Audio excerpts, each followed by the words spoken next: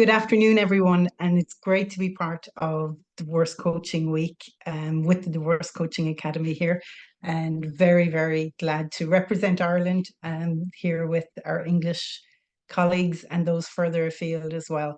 So today I'm going to talk to you about supporting yourself and the inner light and keeping that light shunned, working brightly and working for yourself to support yourself first, and then also to be able to gain supports that may be available in your workplace or that you may find once you start looking after yourself, the strength to reach out for help further afield than yourself. So just as we go into topic, sorry, I'm just getting across with slides. Question I'll ask you is, if you had an open book approach to your life, how would you write the next chapter or the next chapters? Coaching can very much help with this. My background as a coach in the last 7 years has shown me this through my clients, and a lot of the answers coming from within themselves. And equally, my work as a HR director and HR consultant in most recent years actually really shows me the reserves people have within every day, especially those going through relationship problems and facing the decisions to separate or divorce. But the reality is, our life is an open book and we're not guaranteed anything. So many of us really learn this through relationships at different different stages and for different reasons in our life. Today, my talk will focus on the underlying theme of the power within you and the power of yourself, and also the power of being present and harnessing that presence. My wish really for you by the end of the session in the 30 minutes or so is that, other than learn something new, that you may consider becoming less attached to outcomes or end results, and more aware of your own ability to tune in to your own inner guidance and that inner light of yours. So this is my challenge to you for the next 20 or 30 minutes.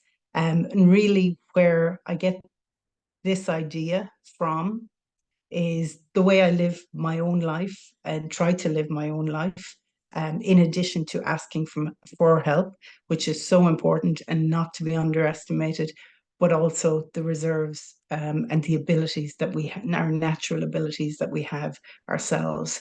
And I think of the story, I won't tell it in full, but you all might know and be familiar with the story of the weary traveller, and traveling in the dark of night, needing help, needing food along the path, and the people he interconnects with do help him when at times he's too weak to hold his own light. Sometimes the light is held by somebody else. So it's really to look at our own lives, and when we ourselves, and especially at times when we're going through separation and divorce, we at times can feel like we are the weary traveller, because the process is so long and takes years really to navigate through. So moving on, looking at that process, it's really about change.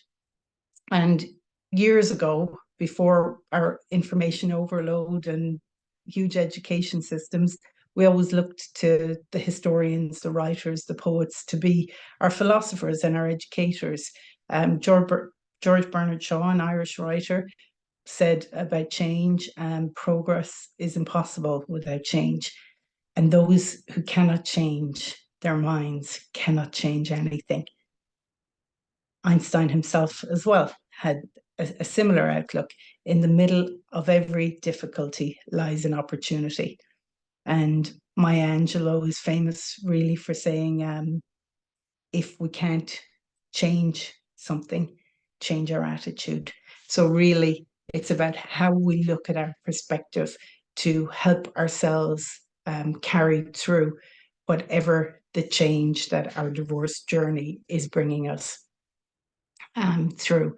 So as I look at that, one thing many of my clients do say, actually ask you to put it in the chat. What do you think many of my clients do say to me? The one thing, and it isn't running around like a headless chicken, although some of them do say that, but many of my relationship clients will describe themselves as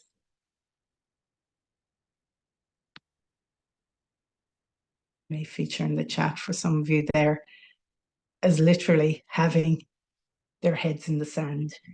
How did it creep up so much, or was I ignoring it for so long?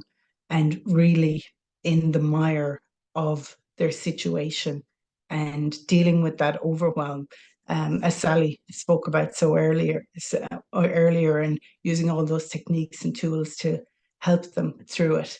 So quite often we won't really understand until we get to know our clients and not necessarily accept everything at face value. The value you can really get from a coach is a coach that asks you a lot of questions and doesn't make assumptions about any of you that you would see, for example, in these pictures. We don't know anything about these people, or can we assume anything despite what a picture shows us? And working with a coach is so important for you as a client to always be as open and honest in the beginning with your coach, so that yes, trust builds, but you can also be and get more out of things, and more out of that partnership for yourself quickly, and more of a value add for yourself in the long run. We see people here represented as volunteers. Some of my clients would actually be very into volunteer working, and the assumption could be that they're really happy to help out in the community, and sometimes that in fact could be the furthest thing from the truth. Sometimes it is to get away from the home environment or get away from the family environment. And that could be that one volunteer's motive, and we never know. And I bring this up as well because a lot of my last 10 years I would have spent a lot of time working, and still do, with Samaritans Ireland in the UK, as a volunteer myself. So would hear a lot from both ends, from fellow volunteers and also from callers. So it really shows me how important it is for people to lean into their own abilities before we really look outside for help, or as we really look outside for help to support all the help in navigating that we need through a divorce journey, because there's so much we don't know about. So rather than just looking at coping mechanisms and coping strategies, what do we actually enter the world with is a good place to start. We enter hopefully surrounded and fortunately surrounded by family, people who are there, willing to share, willing to care, neighbors, friends, and all on hand to be supportive to new baby and new life. And as we grow, we develop all our different abilities and grow with many of them. But looking at our natural abilities, we're never really pushed as a child, especially from baby stage to toddler stage, on our ability or our capability. We assume, and being healthy and fortunate, that we're blessed with all of our abilities. But there's patience around our capabilities. If we don't walk until we're 3, that's okay. We might be getting our legs or our hips checked out, but it's okay. There's not going to be a push once parents know that everything is okay with the child that isn't walking, or the child that decides not to speak initially and has no problem speaking by the time they're 3 or 4. We never put pressure on that child. They're loved, they're trusted, and they're supported to get there in their own time. And that is how we operate normally. But yet later in life, we forget that when we focus on ourselves. So just to look at some of our natural abilities and where we can harness these for our strengths during a divorce journey. I've highlighted 8 of them here for us today. First being to breathe. And Sally mentioned that early or so eloquently. So our natural ability to breathe from the moment we're born, the trust we have, our disposition, our natural disposition is to trust and just be at one with whomever picks us up from the day time we're a day old. Our communication, as I alluded to earlier, that's a phased approach. Our ability to accept our surroundings, our ability to just be, our ability to love and to share love, our ability to be at peace, our ability to eat and digest again from the day we're born, hopefully all going well, and our ability to refuel and to rest and recover also via sleep. And we do a lot more of that in the early stages with our natural abilities. And, you know, I have hearing, I don't even have hearing mentioned here. So the list is a lot longer than that, but it'll just focus on these to really look at how we can equip ourselves to really keep our own light shining within through the divorce journey. So looking at that and how we harness our own natural abilities is key through all the difficult relationship changes that we have. So the important thing is for each of us to harness anything in our own way and know what we will need ourselves. We may only process that with a coach, or we may really not be aware or take consideration of many of these things that we forget about in the run of life when we've learned so many other skills. Some things that are primal to us actually just get unlearned over time. To look at breathing, natural, everyday occurrence, but yet are we using our breath the best way? Are we using it to its optimum? What is the optimum? And I'll come back to that a bit later. To move, simply walking, if nothing else. Walking and movement. Movement is so important for our physical health. And if we're in a situation going through the grief pattern and everything that divorce brings, it's so important that a lot of times we can acknowledge people get into freeze mode, or they're not as active exercising as they would be. They don't have time, as much as they don't have inclination or energy. So there's a lot of reasons why people won't use their natural ability to move. And a key thing here is simply walking daily, walking in short periods, or walking for half an hour, if nothing else, will keep your movement up and help you harness strength that way. Trust. Who do we need to trust? You need to choose for yourself who to trust, or with your partner that you are divorcing. Do you need to choose together? Is there one partner on a different page than the other in the early stages? Is there an agreement that you need to make about if there's family members you're telling before you even figure out your own trust scenario? And a lot of that really has gone on together before anything even gets breached to any other family member.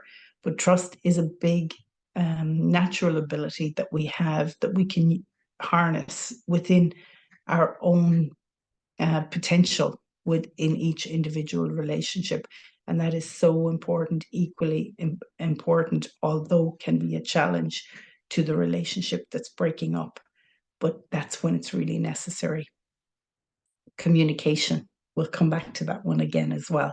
But a lot of that is dependent on self, and how you harness it during this difficult period in your life.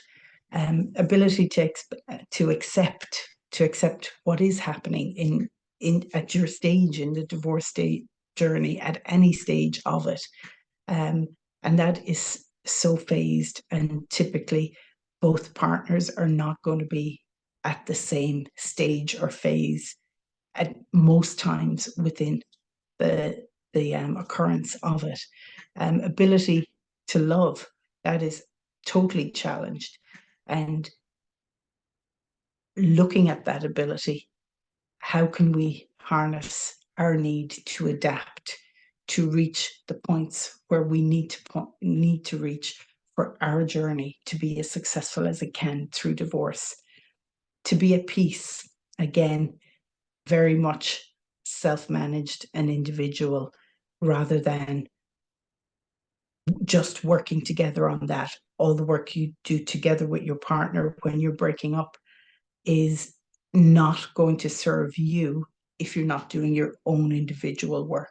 So a lot of that is so important to you and to your health and well-being, that you have a program, that you're managing your own self as well. Our ability to digest and eat, survival, it's common thing. We don't let our food go away, or if we're off our food going through divorce at different times, at least if we can introduce a more healthy approach, knowing that we need food, and as much as we need food, we need sleep. Sleep is as important to our rest and recovery as food is, and it's as important to fuel our system as food is. And sometimes we don't think about it that way, but our natural ability to sleep is just as important as our natural ability to nourish ourselves with food. And again, challenged at this stage of our lives, if we are going through relationship and divorce journeys, that we will need to adapt and take special care to adapt these things.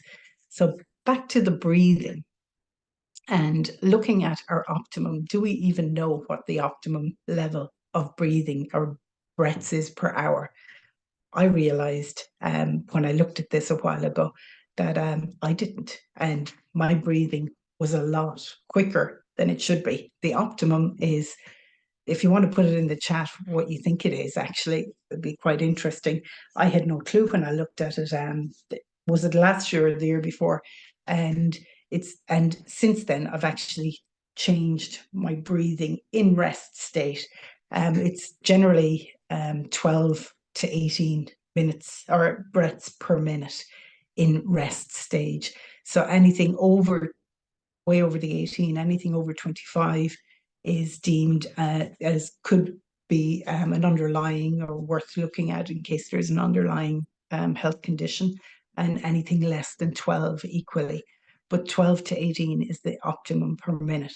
And if we're harnessing that better, we're going to be using our natural ability to stay calm in situations, to be able to process and react and be more responsible with our own actions, have more clarity in our mind through oxygen going to the brain the right way. There's so much impact and so important positive side effects of actually trying to align your breathing to a natural optimum breathing level of between 12 to 18 breaths per minute. So after the talk today, if you want to test that out, feel free.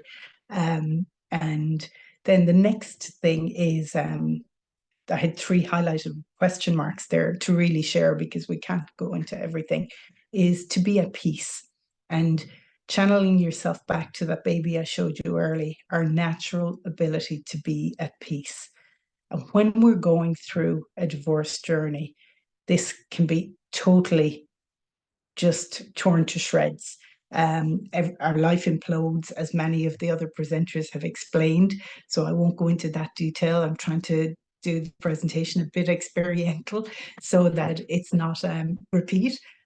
So what I'd love to do is ask you all to maybe take 2 minutes and ground yourself to look at how we can help ourselves tune into our natural ability to bring peace into our life if we're not feeling um, at one or in control in the situation that we're in.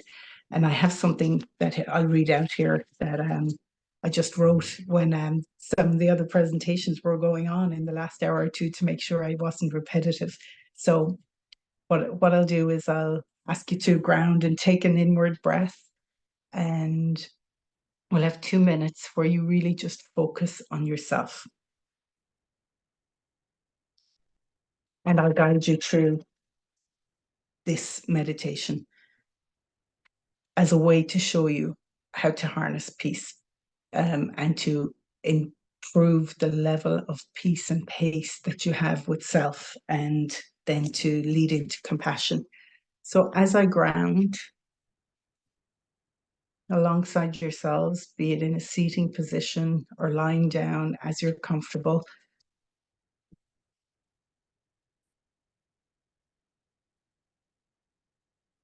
I ground and I release. And I realize that I am not separate from nature, but I am in fact part of nature. I may have seen myself as independent, as removed, or dare I say it, as superior at times this week. I realize I am not separate. I am at one with nature. I firmly see all the natural world can teach me. And indeed, all I can teach it. And all I can learn and teach myself as I sit here, grounded, willing to learn from nature about grief, why sympathy is key to my survival, that as a female, like animals, I often default and rule as within the natural world. But I am human. I acknowledge it. It is my willingness to surrender that shows me my power. I find strength, power, and peace in a careful surrender. And that supports my vulnerability for what I'm going through right now. I can arrive and have arrived at peace. So that's just a little example of a meditation that we could do for ourselves to help harness our natural ability for peace. And then the other third place I had a question mark on for something that's really stretched when we're going through our divorce element of our life and chapter is communication, and how we can really help ourselves to harness our communication. And with that, I want to talk to you a little bit about the power of journaling and 5 benefits you can get from journaling on really a great level to support you during this journey, and benefits that are beyond the surface level of journaling being something that's at hand, at your desk, beside your bed. It's free, and it's something all of us here on the call today are within our abilities to do, to write and to take pen to paper. What journaling does for us if we were to engage in this practice to really foster our natural abilities and to help our coping mechanisms really better through our natural abilities, is the first thing would be it reduces mental chatter. So it allows, therefore, us to increase our own productivity. And that would be the first, 2 and 1 really there. The next is the practice of a daily journaling, or doing it regularly 3 or 4 times a week even, will allow us to connect and stay present. So really keeping us in the present. And your power really is in the hope that you assign to today always, and to tomorrow, but the immediate present. It's your power is never in the distant future. Again, trying not to be attached to outcomes, but really knowing what we can control in the present, today and tomorrow, actually allows us to concentrate on that, and that builds the foundation for our future. And journaling helps with that in the here and the now, every day. In addition to keeping us present, the third benefit I would really share with you from what I see through clients who journal is it allows for self-reflection, and the power of that self-reflection being in a safe, unguarded space where you really get the opportunity to challenge yourself, challenge your thinking, and also that allows you to breathe compassion for yourself and increase self-compassion. So the self-reflection really allows you to stand back, take a sideline view, and it also increases your ability for self-compassion. Your inner wisdom grows through journaling because you're allowing your undiluted, unfiltered thoughts through, away from any distractions that we live in the modern day world, and the screen world. Your time with pen to paper is just about you, and you're connecting mind, body, and spirit. So you're connecting closer to your inner wisdom and to your intuition than you will when doing other activities. It's such a close connection, and a natural ability that we have, our communication. So journaling is communicating with self, opens up and helps our decision making through all of that. And I'd say I've gone over 5 at this stage, but in addition to our decision making, journaling actually really opens up our creativity, when that is so important during a divorce journey. A lot of people would look for ideas and inspiration through journaling. One famous artist, Da Vinci, would have been an avid journaler back in his day. So what I would say to you about journaling is, a lot of people say it's not for them, and that's completely good. But to ask yourself the question today, if it's not for you, why? If there is so many benefits for it, and if not now, when? Because for something that's so accessible to us and free, during divorce, it's such a time in your life where journaling through all of those benefits can lead you down just a beautiful path. And divorce is a time in your life when, you know, if you get the opportunity to go down a beautiful path, you can probably compare it to other times in your life. Look back on your life so far.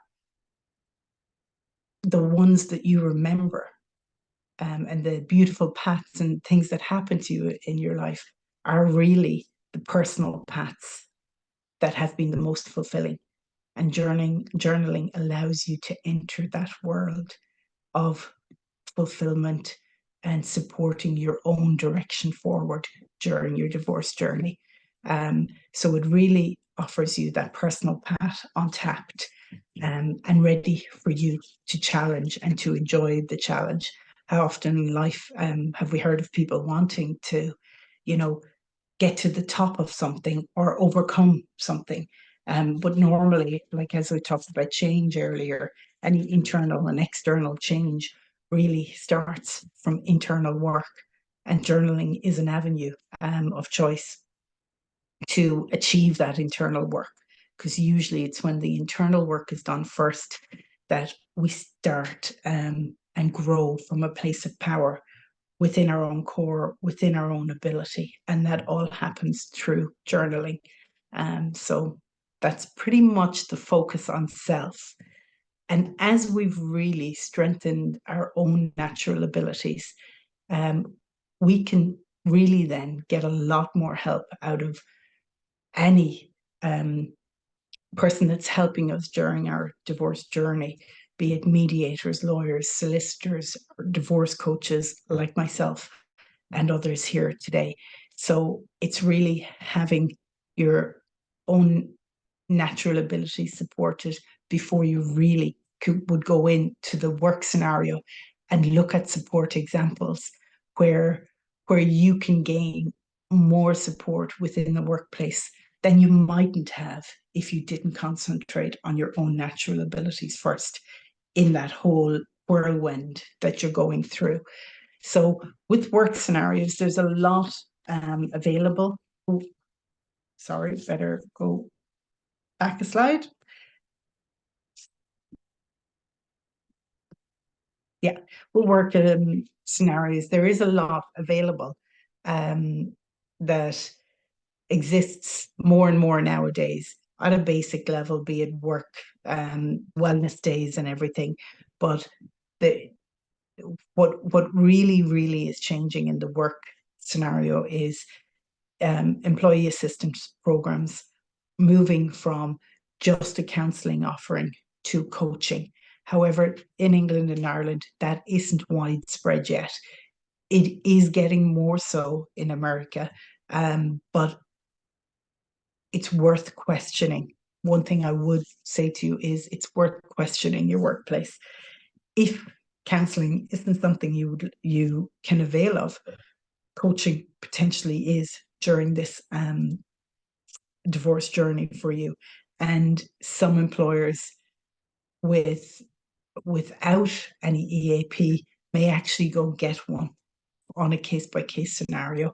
And I speak from being a director of HR who would have been involved in doing these things quite a lot, or changing benefits packages in multinationals or in smaller companies to offer the blend of services, and to go with providers that will offer a blend of service. There's increased time off legislation in both England and Ireland now, and a lot more availability with that state supported and funded than before. Flexible working patterns, online working, remote working patterns. It really is a case of ask and you can get more in the workplace now. Now, I know some directors are individual. I would have been promoting flexible working for the last 20 years, really. And 20 years ago, I had quite a few on 4-day work weeks. It wasn't just COVID that really spiraled that, but COVID has actually left a lot of employers who were behind with no easy route to not catch up, and to not try and accommodate. Tuition funds are a lot more pertinent and available than maybe promoted within a lot of workplaces. And with a lot of GDPR laws changing in the last few years in both the UK and Ireland, huge, huge swing towards being more and seeing HR as more confidential space, because they are and should be confidential. So there would have been a worry before of, oh, that HR manager isn't approachable or whatever, but there is a confidential space more and more in workplaces now because society demands it. family businesses, a lot of supports and agencies which support family businesses connected with divorce, to have separate entities and split companies. So there's a lot more going on. Fertility benefits is a huge one in the last 2 or 3 years, where 20 and 30-year-olds going through divorce are deciding to avail of benefits to freeze eggs, for example. I've been involved in a few of those scenarios, and they have been on offer through companies. They're not always there, but they are beginning with tech companies to be written into packages now a lot in Ireland, which never existed before. So a lot more progressive than previous. So moving on, just to reaching your potential with a relationship coach. As I said before, it's all of the things you can work on for yourself first before you really look at values. What is your position on health and wealth? Or is one more important than the other? Building trust with the coach, looking at your wants and needs. A lot of the work you can do with a coach will focus through, your feelings, your thoughts, your emotions, and your wants. And they're the 4 areas that a person really processes information through. So your coach will really support you with all of that work and making sure that it's important for you. But whatever you do, the key message is to invest, more importantly, to invest in yourself. You are the most important relationship, and that is to benefit your children, your family, your wider family, your ex's family as you move on, for it to benefit you because you've looked after yourself first and prioritized your needs during your journey. And the last thing I'll leave you with before you may have any questions for me would be to ask yourself and share with you a powerful question. Sometimes when we don't know the answer during the divorce journey or any challenging journey, when we have a difficult decision to make, the question for yourself is, what would love do? And that usually leads you to the right answer for you in any given situation, especially when you're going through a situation where emotions have been mistreated a lot. So thanks very much. I'll take this opportunity to thank you all now before questions, and I'm very happy to come off the screen share and take any questions you have.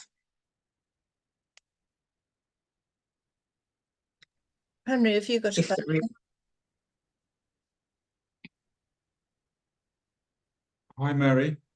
Hi, Henry. Thanks very much. Sorry, I didn't see it till I No came problem. off. That was a really nice presentation. It's very calming. And so is that meditation. Thank you. Really, really fun and interestingly, I was pacing up and down my garden this morning at 5 o'clock in the morning, and I said to myself, perhaps I need to start journaling. So question is, what am I writing down? Because I'm looking around my kitchen table, I'm worried that it'll just be a list of things that I haven't done. Like I've got a draft text message to my ex that I need to send before the weekend. I've got a note to write a Christmas thank you letter that I still haven't written, and I've got to go and do shopping before the school run in a minute. Yeah. But it feels like journaling's a bit more sort of soulful, a bit more spiritual.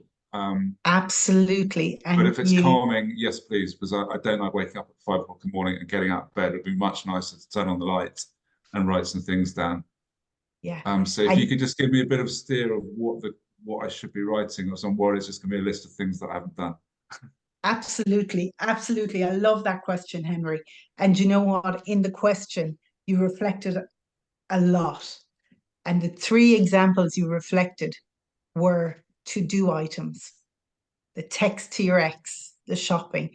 And that is one thing that I would say to you, to try and put those to the side because they're a to-do list, and jump past them and write whatever comes to you when you take them out of your mind and out of your head. Now, that's very simple for me to say, but it's a very difficult thing for people to do when they start journaling. And sometimes I journal 5 days out of 7. Sometimes a to-do list will enter mine. And if it does, I'll go with it and I'll write my few things. But if I was writing a to-do list every day, I would be preventing myself from getting to that closeness of communication and inner wisdom and direction for myself. So that's probably a nuanced answer, and it's an answer with a challenge in it for you. But definitely another way to add, or something to add on to that, is other than the to-do list, the best prompt will come from within. So whatever your first thought is after the to-do list, that's what you write about on that day. And it can be anything, like from a conversation you had yesterday, your reflections on it, to forgiveness. And it could be your thoughts on forgiveness. It can be anything, but if you can, rather than reading prompts elsewhere on what to journal, if you can just go with the thought that you have and write, and don't critique what you're writing. Don't go back on it and cross it out and make it look better. Just allow it to flow. And it might be 3 minutes, it might be 5 minutes, it might be 10 minutes. And then that's all you need to do. And then as you grow into it, you'll have times where it's 20 minutes. I'll give you one to start you off. Yes, that please. You can use every day for the next week. It's an acronym GLAD, G-L-A-D, and everyone here can benefit from that. The G is something you're grateful for. The L is something you learned. So that could be today or this week. This is a lovely one to do before you go to bed at night, on reflection on the day, if you don't journal, haven't journaled in the morning. So something you're grateful from, something you learned today, something you actioned today, one thing that you're glad you actioned, and something that gave you delight, joy and delight today. So if you look at that GLAD, each of those is tapping into gratitude. Something you're grateful for, something you learned. It's forward progression, forward movement. And over time, that allows you to appreciate things you're achieving every day. Simple things. So hopefully that's a good place to start. That's a really, really good place to start. Thank you very much for your time, Mary. Really appreciate it. Thanks, Henry. Wonderful, Mary. Great answer. Thank you. And I just wanted to say that I have encountered people who said they found journaling difficult, or that they don't like writing. So sometimes what I say could be drawings. If there are people who prefer to draw, or using images, or even voice notes. So maybe instead of having a writing journal, Yes. because they don't like to write. And I think many people think about being perfect, or they think that someone is going to look at it, and it's having that awareness and understanding that it's just for themselves, and that there is no right or wrong answer as to what you write in that journal. No. And it is something that's great, Julia, that you mentioned that. It is something that people do struggle with, even though it's one of our natural abilities. And for that reason, actually, in May now, it's going to be 2 years. 2 years ago, I started a journaling program every morning. Okay. So I have a monthly challenge where people can dip in and do a month, commit to Monday to Friday journaling at 7 a.m. and we're done by 7:20, 7:25. Great. And what it does is allows for accountability. Mhm. And then somebody is in their own routine and they're self-sufficient for life. They can dip in and out of it, or they can come back in a few months if they want to, if they stopped and want to recharge. Oh, I didn't know about that. Thank you. Thank you. Yeah, I think one of the aspects that one of my clients asked me once, what she was most worried about is that her journaling didn't make sense when she started writing. And, you know, I think that's something that for myself has been quite important, that it doesn't have to make sense. Because sometimes, especially when you're overwhelmed and you're confused or you're distressed, sometimes the thoughts in your head aren't making any sense, but you need to be able to like get them out. So if you can get them out even on paper, over time they might start making sense. But I think that's one thing that often deters people from journaling, because they're so worried about what they're writing. Mm. It's true. And it does help the processing. So Yeah. later in communication, which is so important during a divorce journey, that you actually are able to communicate your needs, your wants, your perspective. And a lot of benefit comes from that messy processing. It's kind of like the spaghetti on the plate that Yes. Claire was mentioning earlier. Yeah. Yeah. I give you Yeah. an opportunity to reflect as well. And yeah. It's like, well, anything, you know, when you put it in writing, it's like you're pausing and you're thinking about it. And it's like I'm sorry I missed the beginning of your presentation. I had a client and she had sent me an email 3 days ago about what she wanted to deal with today. And during the session, she said, "Oh, after I wrote that to you, I take an action." Because she put it Yeah. in writing, she realized what she needed to Yeah. do. And then you know, so yeah, so very beneficial. Thank you, Mary. Any other questions, comments, observations? No. I shall stop the recording.